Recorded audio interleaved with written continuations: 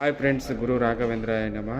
ಈ ದಿನ ಒಟ್ಟಾರೆ 3 ಪಂದ್ಯ ನಡೆದಿರುತ್ತವೆ. ಅದರಲ್ಲಿ ಮೊದಲೇದು ಅಂಡರ್-19 ಇಂಡಿಯಾದವರು ನ್ಯೂಜಿಲ್ಯಾಂಡ್ ವಿರುದ್ಧ DLS ಪ್ರಕಾರ 7 ವಿಕೆಟ್ಲೆ ಗೆಲ್ತಾರೆ. ಮೊದಲು ನ್ಯೂಜಿಲ್ಯಾಂಡ್ ಅವರು ಬ್ಯಾಟಿಂಗ್ ಮಾಡಿ 37 ಓವರಲ್ಲಿ 133 ರನ್ಗೆ ಆಲ್ಔಟ್ ಆಗ್ತಾರೆ. ಭಾರತದ ಪರವಾಗಿ ಅಂಬರೀಷ್ ಅವರು 4 ವಿಕೆಟ್ ಹೋಗಿದ್ರೆ, ಪಟೇಲ್ ಅವರು 3 ವಿಕೆಟ್ ಹೋಗಿದ್ದಾರೆ. ಸ್ಯಾಮ್ಸನ್ ನ್ಯೂಜಿಲ್ಯಾಂಡ್ ಪರವಾಗಿ 37 ರನ್ ನಾಟ್ಔಟ್ ಉಳಿತಾರೆ. ಭಾರತದ ಪರವಾಗಿ ಬ್ಯಾಟಿಂಗು ಆಯುಷ್ ಮಾತ್ರೆ ಕ್ಯಾಪ್ಟನ್ ಅವರು 53 ಔಟ್ ಆಗ್ತಾರೆ. 27 ಬಾಲಲ್ಲಿ 6 ಸಿಕ್ಸು ಭರ್ಜರಿ ಬ್ಯಾಟಿಂಗ್ ಸ್ಟಾರ್ಟ್ ಮಾಡ್ತಾರೆ. ಮತ್ತು ನಮ್ಮ ಸೂರ್ಯವಂಶಿ ಅವರು 23 ಬಾಲಲ್ಲಿ 40. ಒಟ್ಟಾರೆ 13.1 ಓವರ್ನಲ್ಲಿ ಭಾರತ ಮ್ಯಾಚನ್ನು 130ಕ್ಕೆ 3 ವಿಕೆಟು ಮ್ಯಾಚ್ ಫಿನಿಶ್ ಮಾಡುತ್ತೆ.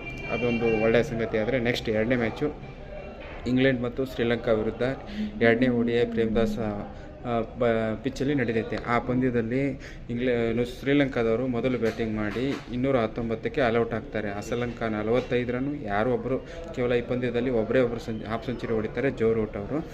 ಶ್ರೀಲಂಕಾ 45 ಹೊಡೆದ್ರೆ 40 ರನ್ ಧನಂಜಯ ಅವರು ಹೊಡಿತಾರೆ. ಜೋ ರೂಟ್ ಅವರು ಬಾಲಿಂಗಲ್ಲಿ 2 ವಿಕೆಟ್ ಹೋಗಿದ್ದಾರೆ. ಆದಿಲ್ ರಶೀದ್ ಅವರು 2 ವಿಕೆಟ್ ಹೋಗಿದ್ದಾರೆ. ಇಂಗ್ಲೆಂಡ್ ಬ್ಯಾಟಿಂಗ್ ಹೇಳಬೇಕಂದ್ರೆ ಇಂಗ್ಲೆಂಡ್ ಅವರು 223 ರನ್ಗೆ 4 ವಿಕೆಟ್ ಹೋಗುತ್ತೆ. ಬ್ಯಾಟಿಂಗಲ್ಲಿ ಜೋ ರೂಟ್ ಅವರು 75 ಬಿಟ್ಟರೆ ಬ್ರೂಕ್ ಅವರು 42 ಮತ್ತು ಡಂಕೇಟ್ ಅವರು 39. ಧನಂಜಯ ಅವರು 2 ವಿಕೆಟ್ ಹೋಗಿದ್ದಾರೆ ಬಾಲಿಂಗಲ್ಲಿ ಶ್ರೀಲಂಕಾ ಪರವಾಗಿ. ಇನ್ನೊಬ್ಬರು ವಸಂಡ್ರಿ ಅವರು 2 ವಿಕೆಟ್ ಹೋಗಿದ್ದಾರೆ. ಇನ್ನೊಂದು 30-40 ರನ್ ಶಾರ್ಟೇಜ್ ಆಗಿತ್ತು ಅಂತ ಅನಿಸುತ್ತೆ ಶ್ರೀಲಂಕಾದವರು ಪಂದ್ಯ ಗೆಲ್ಲಲು. ಸರಣಿ 1-1 ಈಕ್ವಲ್ ಆಗುತ್ತೆ. ಇನ್ನು RCB ಮತ್ತು ಡೆಲ್ಲಿ ಮಹಿಳಾ IPL ಪಂದ್ಯ. RCB ಅವರು ಈ ದಿನ ಮೊದಲನೇ ಸೋಲು, ಕಂಟಿನ್ಯೂ 4 ಗೆದ್ದಿದ್ದರು. 5ನೇ ಪಂದ್ಯದಲ್ಲಿ ಸೋತಿದ್ದಾರೆ TC ವಿರುದ್ಧ. ಮೊದಲು ಬ್ಯಾಟಿಂಗ್ ಮಾಡಿದ RCB ಮಹಿಳಾ ತಂಡ ಸ್ಮೃತಿ ಅವರು 38 ರನ್ ಹೊಡೆದರೆ ಮಿಕ್ಕವರೆಲ್ಲ ಯಾರೂ ಪರ್ಫಾರ್ಮೆನ್ಸ್ ತೋರಿಸಲಿಲ್ಲ. 109ಕ್ಕೆ ಆಲ್ಔಟ್ ಆಗ್ತಾರೆ. ಇವ್ರ ಪರವಾಗಿ ಚಿರಣಿ ಅವರು ಎಕನಾಮಿಕ್ ಬಾಲಿಂಗ್ ಆಗ್ತಾರೆ. 4 ಓವರಲ್ಲಿ 14 ರನ್ ನೀಡಿ 1 ವಿಕೆಟ್ ಹೋಗಿದ್ರೆ, ಮಾರಿಜಾನ್ ಕಾಪ್ ಅವರು 2 ವಿಕೆಟ್ ಹೋಗಿದ್ದಾರೆ.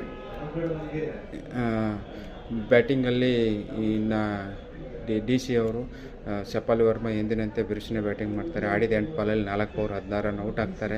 24 ರೂಢಿ ಗಾಜು ಹೊಡಿದ್ದಾರೆ. ಇನ್ನು ಓಲ್ವಾರ್ಟ್ ಅವರು 41 ನಾಟ್ಔಟು. ಮಾರಿಜಾನ್ ಕಾಂಪ್ ಅವರು ಬ್ಯಾಟಿಂಗಲ್ಲಿ ಕೂಡ 23 ರನ್ ನಾಟ್ಔಟು. ಹೀಗಾಗಿ ಅವರು 7 ವಿಕೆಟ್ಗಳಿಂದ ವಿಜಯ ಸಾಧಿಸ್ತಾರೆ. ಇನ್ನೂ 23 ಬಾಲ್ ಸ್ಪೇರ್ ಇರುತ್ತೆ, ವಿಜಯ ಸಾಧಿಸ್ತಾರೆ. ಒಟ್ಟಾರೆ 3 ಪಂದ್ಯಗಳ ಫಲಿತಾಂಶ ಅತ್ಯಂತ ಖುಷಿ ನೀಡಿದೆ ಅಂತ ಹೇಳ್ತಾ ನನ್ನ ವಿಡಿಯೋ ಮುಗಿಸ್ತೀನಿ. ಜೈ ಹಿಂದ್.